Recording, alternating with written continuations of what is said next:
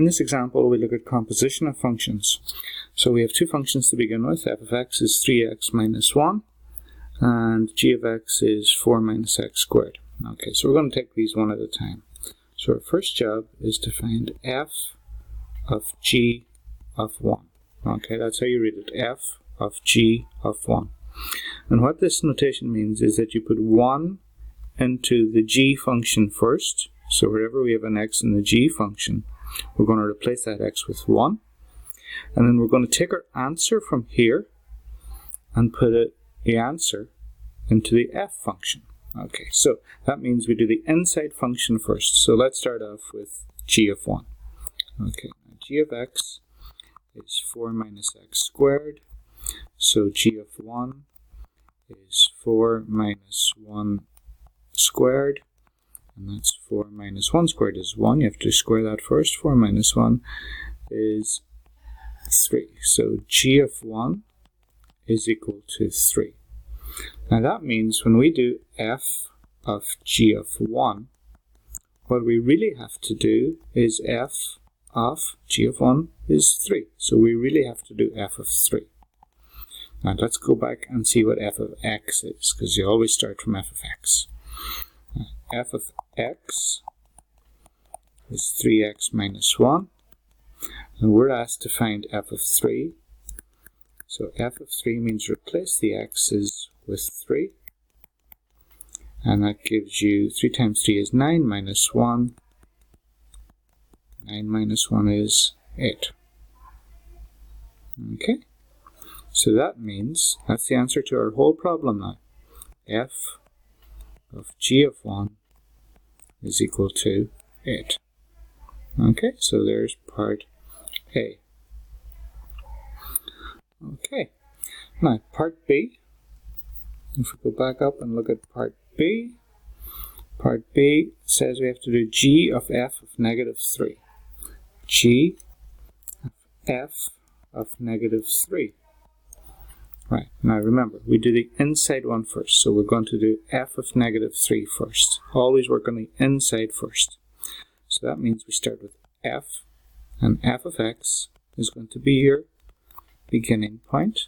F of x is 3x minus 1, that's given to you in the question. And we have to find f of negative 3. So f of negative 3 means wherever we have an x, put in negative 3. And that's going to be 3 times negative 3 is negative 9 minus 1. So f of negative 3 minus 9 minus 1, same signs, add numbers, keep the sign, negative 10. Now, what we were asked to do is find g of f of negative 3. Okay, well that becomes g f of negative 3. We figured out that that's negative 10. So we have to find g of negative 10. Okay, let's go back up and see exactly what g of x is, because g of x tells us what to do. G of x, you can see it from here, is 4 minus x squared. G of x is 4 minus x squared. Okay, we want to find g of negative 10. So g of negative 10 is 4 minus negative 10 in parentheses squared. So that's going to be 4 minus, now negative 10 squared, negative 10 times negative 10 is plus 100. So it's going to be 4 minus plus 100, or 4 minus 100. And that is negative 96. G of negative 10 is negative 96. So they have different signs. And therefore you subtract the numbers, keep the same as the bigger number. So g of f of negative 3 is negative 96. Okay, that's part B done. Okay, let's look now and see if we can do part C. Scroll back up for that. F of 2. F of 2. Okay, so we're going to repeat the f function. F of 2. Okay, now you do the inside bit first. Okay, we're going to do this inside part first, f of 2. So let's use this color of a pen for this one. F of 2 is what we're looking for first. Okay, So begin with f of x. And f of x, I keep forgetting it, so just go back and look it up again. F of x was 3x minus 1.